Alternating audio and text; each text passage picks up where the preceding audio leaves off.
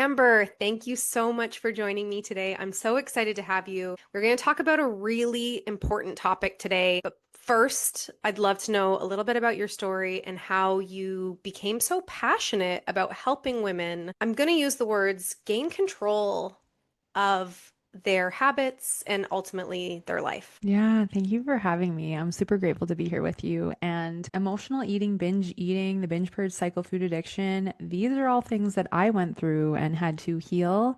And that's one of the things that drew me to be so passionate and inspired to want to help women all over the world struggling with this so they can take their power back with food in their Yeah. bodies and their lives. Because when you're in these behaviors, it has a significant impact on everything. And that is the honest truth. And we want you to step into the woman you've always dreamed of being. And that includes breaking free of this as well. So I dealt with all of those things, like I said. And I think we all go through experiences growing up that really can shape our relationship with ourselves, our bodies, our with food and our self-worth. And when I was 5, I was bullied on the bus and I was called fat and ugly by all the older boys. And then the whole bus made fun of me. Or, yeah, they all made fun of me. It was my first day on the bus. I was Oh 5. my gosh. That was a moment that hurt and ruined me for the next 20 years. I definitely held that as a trauma in my body. And then I took that identity on for the next 20 years. And then my mom and I had a very close relationship, but there were certain things we couldn't do together because she was diagnosed with multiple sclerosis before I was born. And so using food as a way to compensate, I think, out of guilt for some of those things we couldn't do Mm. together because her symptoms would flare up or she was very fatigued. So we did a lot of things around food, and there was always lots of sugar and processed food in the house. When I healed, I really started to realize that she had her own full-blown food addiction that had not been addressed. And so part of that was the inheritance, not her fault. Understanding how Yeah. these behaviors can be passed on through the lineage, right? And then in my early 20s, I had my first real breakup. Could barely eat, was so heartbroken. I could barely eat, lost weight really quickly, loved all the attention, and that I finally reached my goal weight, right? Was exercising 2 hours a day, not eating enough. Don't suggest any of that. And I thought that it was going to fix everything because I'd been so programmed that weight loss makes you happy. And once you lose weight, everything in your life is perfect, which is such a lie. Such a lie. It's such a big program. And so when I realized nothing got better and now my period disappeared and I was even more arrogant and self-loathing, it didn't fix anything. And then it's like this switch flipped. And my first memorable binge was I'd gone to a barbecue, was like, I'm only going to eat the salad because that was my restrictive mentality. And I took an ice cream cake, had a piece of the ice cream cake, and it triggered this I messed up. That all or nothing, which I know we're going to talk a lot more about today.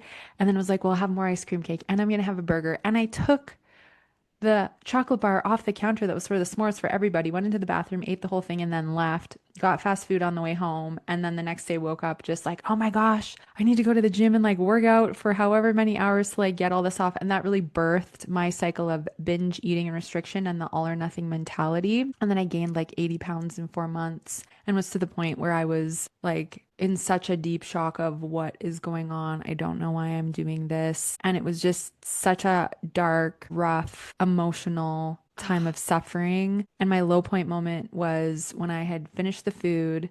I now knew I was binge eating, but I didn't know how to stop. Gone through a cycle of binging and purging for 6 months, thinking if I purge, I won't gain weight. And that just makes everything worse. And that is the full lack of ownership and responsibility when we're doing that.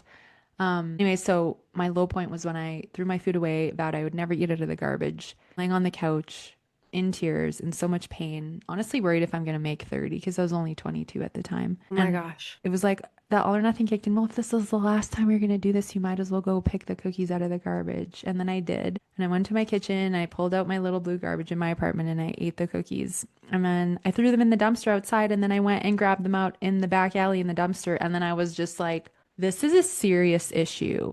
I've been in such a denial that it wasn't a big deal. And in that moment, it was like my denial was crushed. And the suffering in that moment just got so big that I'm literally eating out of my garbage. I'm 80 pounds overweight. I'm broke. I have a crappy job. I'm alone. I have nothing that I want in my life. How did this get to be my life? Why is this happening? I have to figure this out. And the way I describe it as I embarked on my journey was really feeling like I was standing on the edge of the Amazon jungle with a butter knife. I literally had no idea what to do, what to start figuring out. I just knew that I had to figure it out because otherwise I probably wasn't going to be here in a few years if I kept up that level of destructive behavior with myself. And then I went on the healing journey, which is a whole other level of healing conversation. Yeah. Wow. Wow. So at 22, you had the moment Mm-hmm. Yeah. that you needed to heal. Okay, I feel like Wow. So many questions. Are you open? Are you an open I'm an book? open book. I'll talk about any of it. Yeah. I can really, really relate to some of that. When I was like 12 or 13 at a summer camp, we had sliders. I know this is so ridiculous to say when you're a kid, right? When you're like reciting it back. We had sliders for dinner, so like the little mini hamburgers. Yeah. And I put one on my plate, and then I got up to get another one. It was Yeah. like buffet style, and the entire camp started making fun of me for eating too much. Wow. And I Yeah. remember like very much the feeling, and it has carried with me. And I've told that story a number of times now of like I immediately realized that other people were noticing choices I was making, and it didn't matter the type of food. It was about how little or how much I should be eating. You know what I mean? To be accepted or whatever that is. So I can relate, when you were a little kid and the bus did that to you. I felt Mm-hmm. that. And I actually am now I'm sitting here reflecting, going, my perfectionism in my 20s to be as lean and as strong as Mm-hmm. possible, where did that come from? So thank you for sharing that. I feel like you reflected my story back to me, and we just had a little therapy session. Okay, you're 22, you have this moment where you're like, I might not be here if I keep this up. What Mm-hmm. was your first step? You're standing on the edge of the Amazon jungle. You've got a butter knife. Not Yeah. going to do too much for you there, I think. What was your first step into healing? Yeah, so there was some physical healing awareness and some learning about the food industry that started to really open me up. So I first thing I actually started to learn about was refined sugar because I'm like, why is then when I start eating this, I literally can't stop and I feel like the whole world just like my eyes glaze over. I feel like I get this huge high, like what is going on? And so I started to learn that refined sugar is 10 times more addictive than cocaine and it excites the same part of the brain as a hard drug. And that was mind blowing. And then I'm like, why is this in all the food? And then it's like, oh, because the food industry did it on purpose and all the people from the nicotine companies got hired to the food industry to make people addicted to food and make people sick because pharma and food are so in bed with each other. So that was a mind blowing, liberating moment because I'm like, it's not just me. I'm not crazy. The food has been designed on purpose to be addictive, right? Yeah, yeah, And then, yeah, so then I started to learn about wheat and dairy and that the gluten in the wheat and the casein in the dairy, the proteins, not only are they inflammatory, but they're also giving me a heroin high because I yeah. eat a piece of cheese and then I can't stop. And part of that was the all or nothing, but part of it was I was so addicted to these Sure. foods. And so I started to change the way that I ate. But I still wanted to binge on like a whole jar of organic peanut butter and 10 bananas or a whole container of brown rice pasta and goat cheese. And I'm like, there's a deeper level than just changing the way I'm eating her. And that's when I really went on to the emotional journey and got really honest with myself of like, I hate my body. I don't love myself. I have no ways of coping with stress in healthy ways. I'm still chasing the number on the scale, even though I don't know the weight loss didn't fix anything. And I have no idea what's triggering me to binge and emotional eat. So I really started to understand and identify my triggers. Because if we don't know what our emotional and binge eating triggers are, you're not going to be able to overcome it. You can band-aid all you want with quick fixes, but you're going to keep reverting back to the same self-sabotaging behaviors. So after I would be triggered, I would start writing down my triggers and reflecting on what it was going on. And I put up that list of triggers in every room in my apartment to remind me because every time I was triggered, I would go to the store, the organic store, to justify that it was a healthier choice. But I would buy a table full of food and eat until I was so full I was sick. Doesn't matter if it's Wow. organic at that point, it's the volume that's Yeah. just really hard on a person. And then I started learning different self-care practices, meditation, tapping breath, journaling was one of my favorites. Epsom salt baths, nature, realizing that if I'm ungrounded and my energy is way out of my body, I want to binge. So Yeah. I was like, wow, if I'm ungrounded, I really want to self-sabotage. So I had to learn how to get grounded. And then I had to start reprogramming my brain because I was programmed into unworthiness. I'm not good enough. I don't look good enough. I'm not thin enough.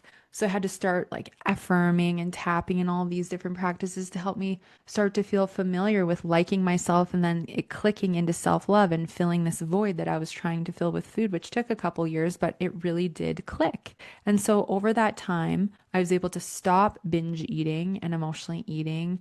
I was able to learn how to love myself. I was able to learn healthy ways to cope and take ultimate ownership and responsibility rather than blaming everyone else for why I would go to food or why I was upset. I'd be like, no, what?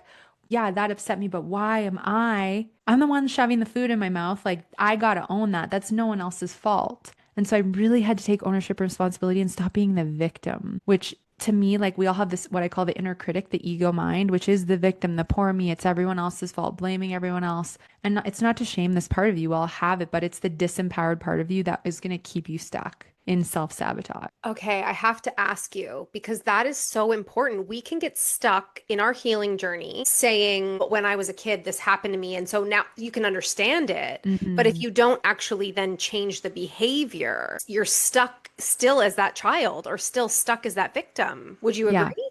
100%. And so your ego inner critic is your wounded inner child. And I don't condone anyone who is a child or in any age in your life you've experienced trauma or you were abused or anything like that. It doesn't justify making it right or any of that, but it is going to the point of like that was completely out of my control and that happened. And now what do I want to do about my part? Because I can heal. I can learn to let it go to some extent. There's so much we can do to reprogram the mind and the body and the self-talk, but we have to take ownership and responsibility and going, what am I doing with the wounding that I inherited? Because I can either let it define me and almost like ruin me or have such a negative impact on my life for the rest of my life, or I can learn to work through it, learn to heal with my inner child. Because every time that part of us gets hurt or wounded, whether we were a kid or it was you yesterday, you hold those wounds in your nervous system and in your brain. They're called neurotags. And then when you have a circumstance that comes up again, right? Where you're in a similar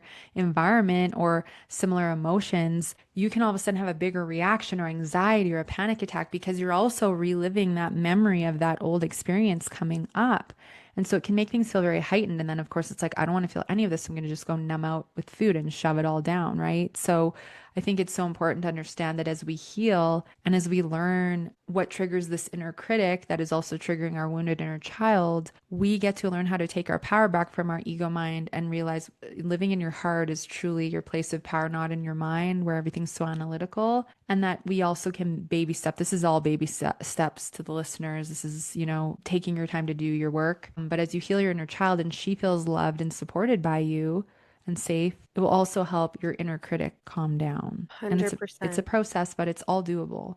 It's like what do 100%. you want? What kind of outcome do you want? Because you can create anything. And that's such a powerful thing to say for sure. And, I think about that more and more and with the women that I serve, and that this topic is so important. And I'm thinking very specifically about a few people and this and not letting go. I don't want to say letting go as in dismiss. Hmm. That's different, Yeah. but letting go as in we don't need to have the crutch or excuse. And I don't mean that again, I don't mean that in a dismissive way, but like I remember going through my healing journey when I was working through therapy with my therapist and Yeah. doing inner child work.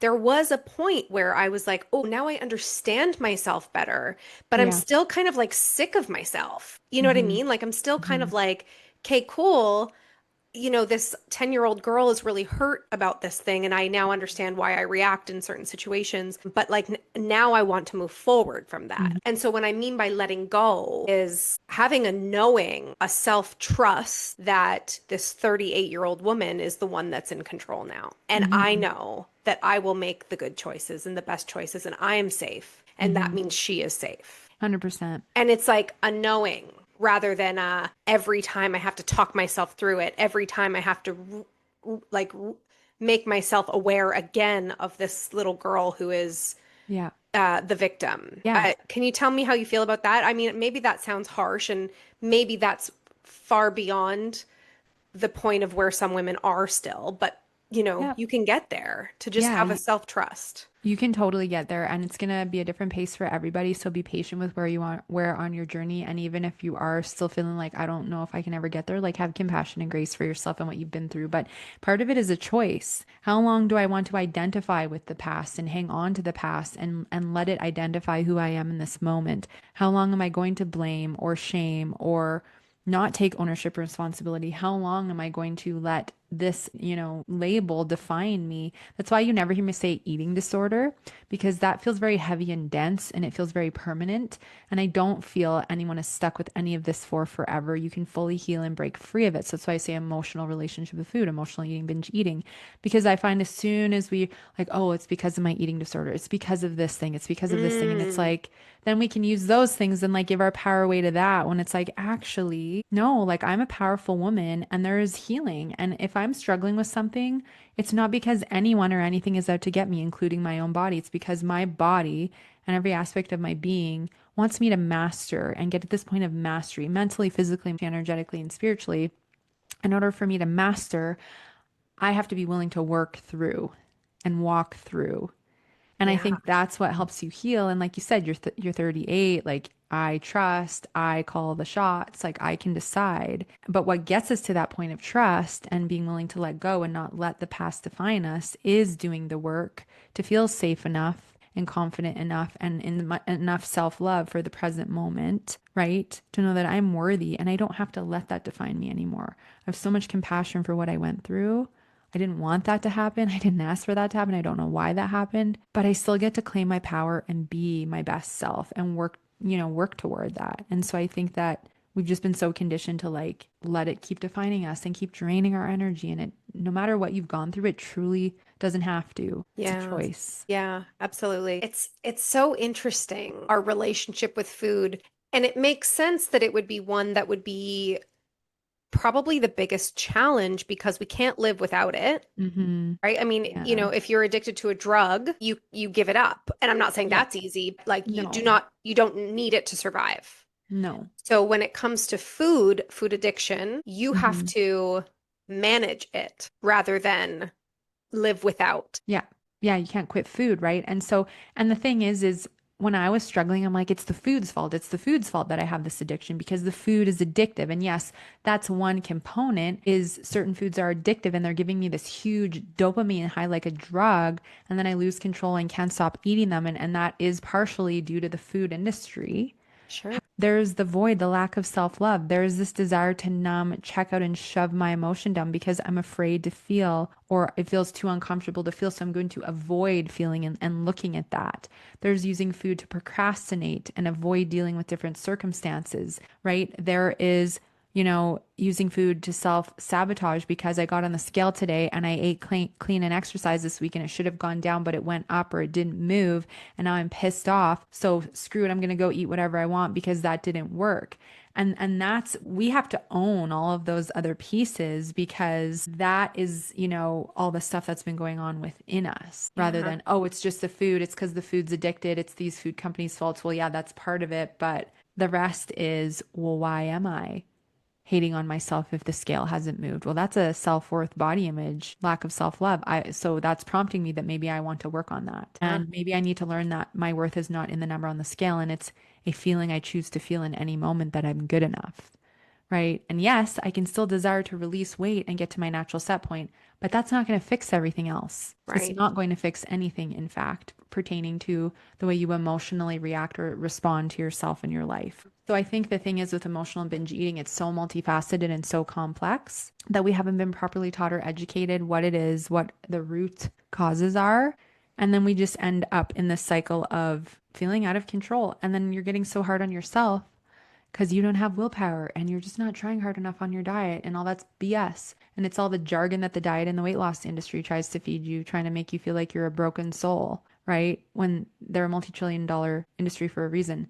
They want you as a lifetime customer. So they're going to sell you all the quick fixes that don't work, that are going to break you down more mentally and emotionally and psychologically and convince you that you're the problem because you can't just stick to this thing and it's you. When really they have created a huge problem with the way they program women into body dysmorphia, diet and food rules, food fears, needing to be perfect. Like a lot of women's perfection, all or nothing mentalities with food. Part of it can be your upbringing and like if your parents are like, oh, B plus, that's okay, but A plus would be better. And you had to like go into proving imperfection because of that. But the diet industry and weight loss and fitness industries, and they fuel the perfection all or nothing mentality because they're like, you have to be all in for this to work. Yes. No balance. So of course, women are going to be in extreme or perfectionist mentalities with their relationship with food and body because it's what's been programmed into you. Yes. And it's so funny that you say that it's when it comes to vanity, ego mind takes over. Oh yeah. Hmm. And so what I see a lot of when we're trying to using the word reprogram, but ultimately it's like reteach in my world with my ladies who often are looking for weight loss. It's like trying to reprogram, reteach, and they often have this conflict of falling back into the all or nothing mindset or what they believed at one point to be the thing that worked, even though it's proved to them over and over and over and over again that it Hmm. hasn't worked. Yeah. But like trusting this new thing, and I don't mean new as in new and trendy and fad, Yeah. just like a new approach that comes with self-love and Yeah. self-respect and, not, uh, you know, pulling yourself into submission, rather loving yourself through the process and getting to where you want to be because you respect yourself. Yeah. But this Uh, is, oh, go ahead. I was just going to say, like, the way it's like that one trigger, the scale didn't move, and all of a sudden they're back in that all or nothing mindset. Yeah, but that's because we've been conditioned to place our worth in the number on the scale and give it so much emphasis. Look at movies and the emphasis on weight and the girl being bullied if she gains weight. The arrogance of, I just remember the movie Mean Girls where they go to the store and Regina goes to try her dress on and she gained weight because they're giving her those bars and it didn't fit. And then they're like, do you have the next size up? And the arrogant salesperson's like, no, we only sell sizes 1, 3, and 5, but you can try Sears. So there's like this arrogant edge that's subliminally programmed into movies that we get programmed with that is like, oh, well, I'm better than everyone else if I lose weight and I look a certain way. The vanity, I wear certain clothes, I wear a certain size. Like that's been programmed into us by Hollywood and the media. And it's like pretty obvious at this point, right? Yeah. So growing up watching these movies, idolizing celebrities, which I'm so detached from all of that now, but it's like no wonder I have had this relationship with my body, right? And then we're told in like even like basic health class in grade 6, you exercise and you cut calories to lose weight, right? The other issue is we're programmed from age 0 to 7 that we're not good enough, that we're Mm, not lovable, we're not worthy, and that you have to have a certain external image and lifestyle to be loved, accepted, all the stuff, right? So women don't trust themselves. We don't learn how to trust our bodies. We don't learn how to talk to our bodies and listen to our bodies and ask questions and go like, why are you feeling like this? Why are you hanging on to weight and you don't feel safe? Why am I triggered to binge and emotionally eat? We're not stopping to ask those questions because it's continuing to be drilled into our minds. The next diet, the next fad, the next quick fix, do Ozempic, do this thing, do this weird space food diet. Like it's the thing that's going to give you the results. And so all of this external quick fix keeps us out of attunement, out of building mhm. trust, completely unaware of what we actually need. It's a big distraction. They want you distracted. If you heal, you're no longer a lifetime customer and you're no longer making them a lot of money. You are in your power, you love yourself, you are a sovereign, powerful woman who's going to like create the life that she wants. You don't make these big companies any money if you're in your power. So I think that's a big part of it is we're taught to not trust ourselves, trust the scale, trust Right. needing to use a calorie counting app, trust needing to weigh and measure your food. That is the way when those are the things that are keeping you distracted and disconnected from doing the inner work, understanding what's triggering you, understanding why you don't love yourself, right? That's the way it's been designed in my opinion. And hopefully that is a good loving motivator for you to go, I'm done with that. Like I want something else. But the problem, I think this is really important when I learned about the brain. The reason why women will like get on the scale and be like, it didn't change, like screw this, I'm going back to the thing, even though we know it doesn't work, is because we have a part of the brain called the amygdala. It is the fight or flight stress center of the brain, and it's scanning for threat all the time, and it senses discomfort as a threat to your survival. And it will want you to keep reverting back to what's familiar and comfortable, even if that is hurting you or having a negative impact on any aspect of you or your health and well being. So, part of it is your brain is like, revert back. You're in a stress response. You just got on the scale. You don't like the number you see. Revert back. Go into the screw up mentality. Go binge or like go restrict again and try some other diet, right? And then we also get familiar and safe in our comfort zones, even if we're suffering. And that's why I needed that low point moment because I was just in this comfort zone of suffering. It's not a big deal. Food is my friend. Who would I be if I don't use it? That's all scary to think about the unknown. What if I try to deal with it and I fail? It's not that big of a deal when really it's like having a negative impact on everything. So part of it is we need to understand the way the brain is operating and we need to be willing to go into discomfort. I'm Yeah. safe. Yes, it's uncomfortable, but there's no bear getting ready to attack me right now. And we need to differentiate between safety and discomfort. I am safe, but this is going to have uncomfortable moments. But in order for me to get where I want to go on my healing and claim my power and the trust and the self love, I'm going to have to get uncomfortable. I cannot avoid the discomfort. And when we can normalize discomfort is okay and you cannot have growth in a comfort zone and there's no growth in a comfort zone and we can like get more excited about all the opportunity and possibility that's going to come from that, there will be a lot more healing that continues to happen. Yeah. Yeah. Really leaning into that discomfort is healing in itself. I always Mm. use the metaphor of like, it's building another muscle. Yeah. So you're not retreating all the time. That fight or flight, that going back to what's familiar, regardless of if it's hurting you, is exactly how you would talk about an abusive relationship, Yeah. right? Whether it's a couple or a child and a parent, going back to that chaos, if that's your familiar, Yeah. that's what your amygdala feels is safe. Yeah. And that's the thing is we're so tolerant of being in an abusive relationship with ourselves because we don't have to deal with the consequence of someone else leaving. It's like I always say to Right. my clients, like, would you ever treat anyone else around you like this? Would you treat your child like this, your dog, your husband? And they're like, no. I'm like, Right. okay, so why are you being so tolerant? And a big part of it is all the wounding. It is this very negative inner critic ego voice that is never going to cheer you on. It's never going to be like, get uncomfortable, go heal your relationship with food, love yourself. It's going to just keep belittling you and keep telling you you're not good enough and you're not pretty enough and you're not thin enough and be in lack, be in fear, be in worry. That's never going to work. Don't go and change. Like you're going to be like this forever. You don't deserve to change. You don't have the luck that Michelle and I are talking about on this podcast. They're lucky that they are where they are and they got to heal. And it's like, it's not luck at all. Are you It's letting that? work.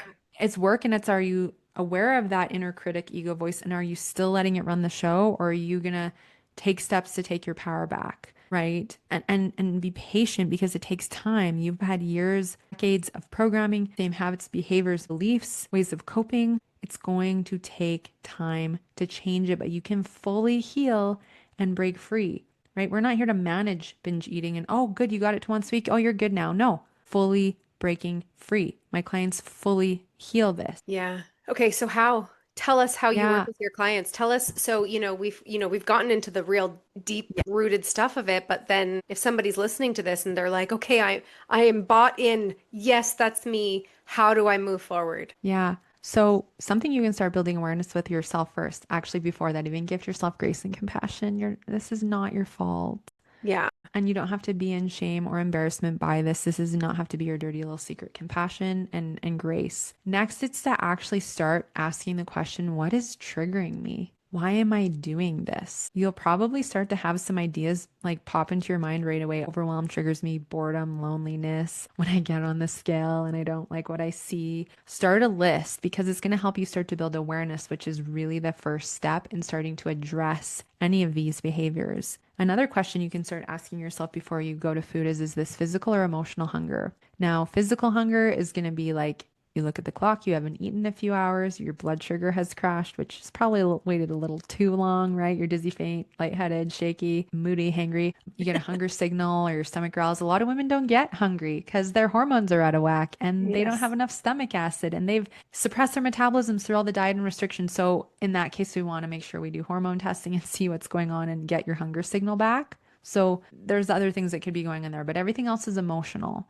And what women often start to see when I'm working with them is, wow, I'm rarely ever actually needing the food when I'm like triggered. It is emotional hunger, right? And then Mm. there are physical emotional eating triggers like hormone imbalances, gut issues, blood sugar issues. There's energetic emotional eating triggers like you're a sensitive empath and you feel everything. You feel the collective. You're like the world right now. Or you're like, wow, I just hung out with a friend and she vented everything to me. And now I'm feeling all of her sadness and grief and anger. And that's uncomfortable. And I don't want to feel it. So I'm going to eat. So you don't have good energetic boundaries. We need to teach you that. Right. So there's all kinds of different triggers. There's chemical, your dopamine's low and that triggers you more.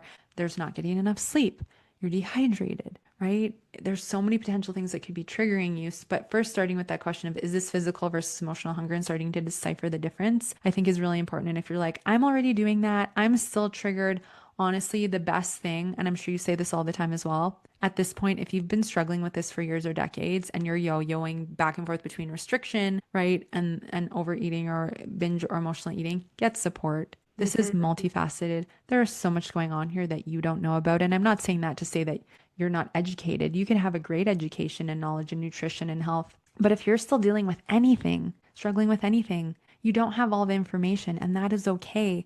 And your body and you are continuing to put you into these cycles because your body wants you to master and fully heal. And there's more Yes. for you to learn. That's the only reason this is still happening. Your emotional eating triggers are trying to show you where you're out of alignment so that you can heal those things and come into an alignment that you haven't been in for a long time or if ever.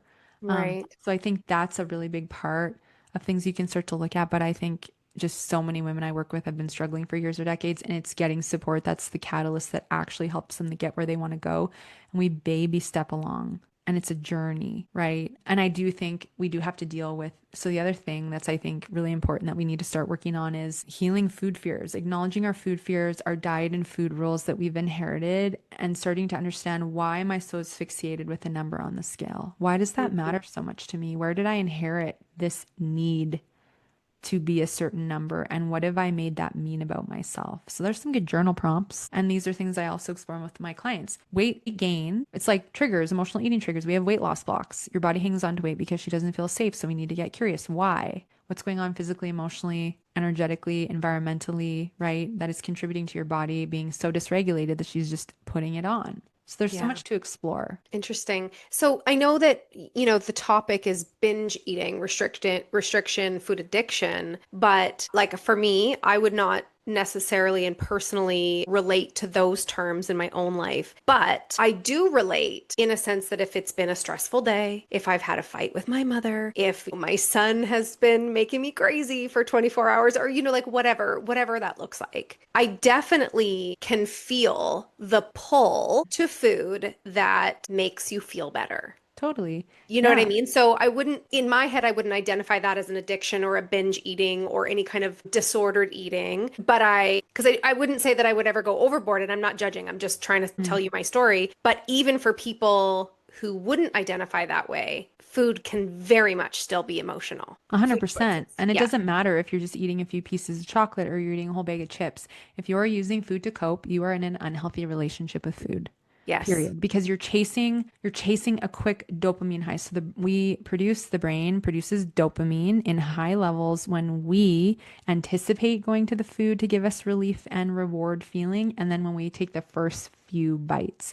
And it's very easy to get into the cycle because food gives us that dopamine high so quickly and so easily, and food is everywhere, right? Yeah. And especially if we have stress and there's a lot of things going on and you have several different things on your plate, it just seems like the easiest thing. You're like, it's been such a busy day. This is going to give me relief the quickest, right? Yes. And it can be small amounts, but it's still impacting every aspect of your being. And if we get really energetic and spiritual, when we self-sabotage with food, like we're hurting our bodies, we're lowering our frequency, then you feel guilt and shame and frustration. You're going to some of the lowest vibration emotions you can feel. And that is going to impact your body's ability to heal physically, mentally, emotionally, energetically. And then we can end up in other negative behaviors. Like I would binge and then I'd like online shop and then I'd text like an ex-boyfriend that I knew was unhealthy for me. And like it was just all these low vibration behaviors because now I'm there and now I'm like, well, what else can I do to like feel dopamine and get attention and validation?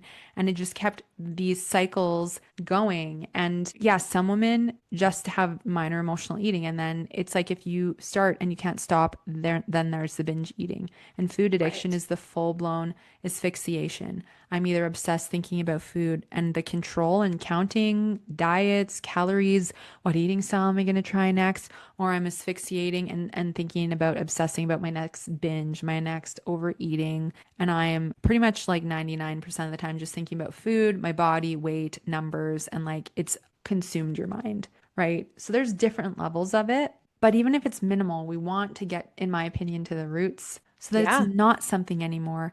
And then your neurotransmitters like your dopamine and your serotonin, which is your calming hormone, everything helps your mood stabilize. And then even if you have high stress and, whatever's going on is driving you crazy, it's like, these are the things. I need to find my breath. I need to get outside for 5 minutes. I need to go scream into my pillow and beat it up and do some sacred rage and like let this stuff out. I need to Yes. set a boundary. I need to say no. I need to ask for help. I need to open up some time in my schedule because I'm overbooked, right? It is that ultimate ownership and responsibility, and it takes time to get there, right? But I can successfully say, being someone that used to eat it in my garbage can, fast forward 15 years, like I haven't binged or emotionally ate in like 14 years.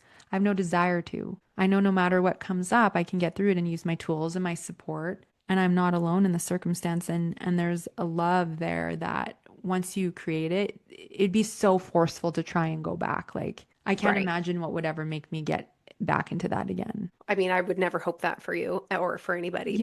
Yeah, Yeah, no. But it's like absolutely. you really do like have this like energetic and emotional death and rebirth, and it's like the new you like really is just like, I love myself. I would never do that to myself. Yeah. So, okay, then how do you, and I'll ask you personally if you can share. It's been 14 years since you have binge eat. You feel perfectly happy with your balanced life, like, all the things you just said. If you were to go to the movies and you were like, I want to enjoy some popcorn, would you? Yeah, so we don't go to the movies anymore. Honestly, we don't Okay. watch movies, but I hear you. If there was an event, so here's the thing. There, I will indulge. I believe in the healthy balance. I nourish my body most of the time and make amazing food that I love. And you get to still love food, Yes, and of food's course. still going to bring you joy, and your body's still going to produce dopamine because it's delicious and nourishing and it looks beautiful and it's appealing. And we're supposed to have pleasure with food. But there's a Sure. difference between loving pleasure versus self-sabotage. And then I do indulge. Like my dad and his girlfriend are coming down next week and we're going to go for a beautiful dinner in the mountains.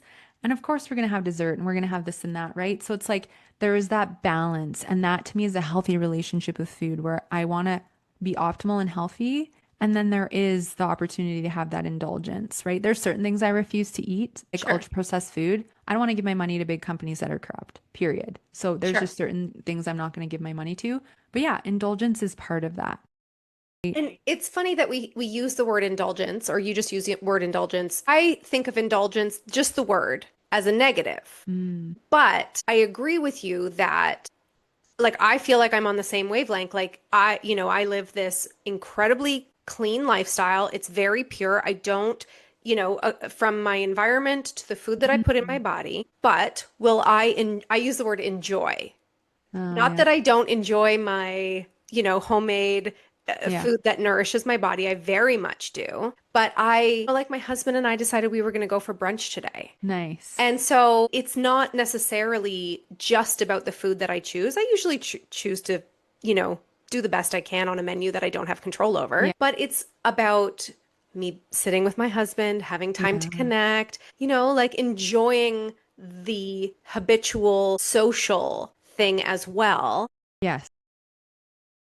Guilt without shame, knowing that it's maybe not what I would choose in my own home, Mm. but like it not spiraling my mind that it Yeah. has thrown me so off track that I Mhm. can't come back from it. So I may as well just go down this, self-sabotage for a week. Totally. And it is about enjoying the environment and the company and the ambience just as much as the food and not having the food be such a focus. Yeah. And you know when you probably when you went for brunch this morning, you probably had an amazing experience, right? And that's how you know you've healed all or nothing because you're like, this meal and this interaction is amazing right now. And then once it's complete, I'm going to move on with the next part of my day. And there's nothing else for me to feel about it. There's Yeah. no need for guilt or shame or to be like, screw it, I messed up. Now I'm going to go eat whatever I want.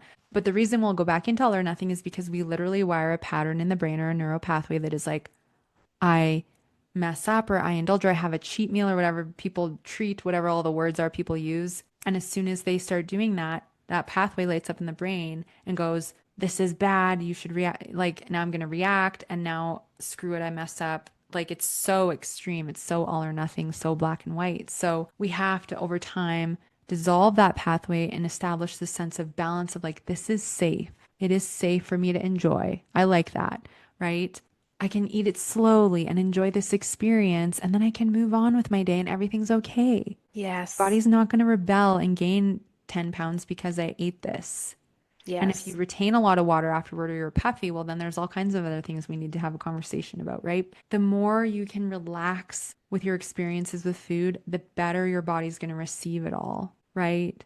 And it's just part of the experience. So the more we can open the view up of food as just part of the experience, the whole experience you're having in that moment, you take everything else in around you as well. Yes. And then the charge, that emotional charge about food lessens or Exactly. doesn't exist. Yeah. And then you're detached from food. You still love it. Like I love food, but I'm so detached. Yeah. I'm just like, okay, yeah, later when we have dinner, that'll be nice. But like right now, I'm focusing on this podcast and like my next Yeah. thing thereafter. And like, it's just, it's hard to describe until you experience it for yourself, but your mind is free of the food battle and the chatter and all of it. And it's just, you think about it when you go to make something or you look forward to a meal, but then it's like back to the present moment. What's going on right now? This is awesome, right? Yeah. Yeah. So it's very freeing to clear all that out of your mind. Is it worth, I know you said it just briefly, tapping, breath work, meditation, etc., something that has worked for me in times of discomfort, not just speaking about food, just times of discomfort. Hmm. I have strengthened that muscle to lean in a lot, so I feel very lucky for that. But if there are times where I'm so uncomfortable, I literally just talk to myself. Hmm. Like I literally am just, and I say the things like, I'm safe doing this. I am safe here. This is a safe place for me. If somebody can't, or I mean, I like tapping, but I've been told it's weird. And it is a bit weird, right? Like if you're in the grocery store, like, are you going to be sitting here like, you know what I mean? It can be a self-conscious thing. So what I'm saying is, can just talking to yourself, Yeah, 100%. And find your breath because you can breathe in any moment as well, it right? doesn't need to So, be what you imagine people looking at you doing, yeah. And like, stop worrying so much about what other people think, honestly, for right? sure. But I agree. Like, yeah, are you going to be in the grocery store tapping? Well, you might be if you don't care and you're just like, that's the thing that's most effective for me. But yeah, start talking to yourself. Find your voice, find your breath, right? And depending on the circumstance and environment you're in, different things are going to benefit you. I have clients who will be in a social setting and will excuse themselves to the bathroom to go check in, to tap, to breathe, Yeah. to do whatever they need to do. So part of it is what can I utilize in this moment and what can I do? And I find the tapping, the breath, meditation, all those things. These are things I built into my daily self-care practice to help me get more grounded. So if I Hmm. was triggered or something did come up, I'd have more capacity to deal with it. But yeah, I think there's different methods depending where we are that we can use. And the self-reassurance is one of the most loving things we can do for ourselves because we've got to have our own back, 100%. right? 100%. Yeah. Incredible. Where can people go to work with you or talk to you more about this? Yeah, so if you want to dive deeper into the journey of emotional and binge eating and beyond, you can check out the podcast. It's called the No Sugarcoating Podcast. It's available everywhere. And then the website is amberapproved.ca. I do have a free emotional eating quiz if you're wondering if you're struggling, that will loop you into some podcasts about it. And then if you want to talk about going on the journey to food and body freedom, I offer a 30-minute consultation. It is complimentary, and that's also on the website. And then I'm on social, also Instagram, YouTube a little bit, and it's Amber Romaniuk, Romaniuk. Amazing. I'll make that is in the show notes, and I will definitely be sending this episode to all of my clients personally. Them active and a little bit of thank you for coming on today. I really enjoyed that conversation. Thank you for having me and amazing questions. Honestly, it's so good. Thank you for the work you're doing.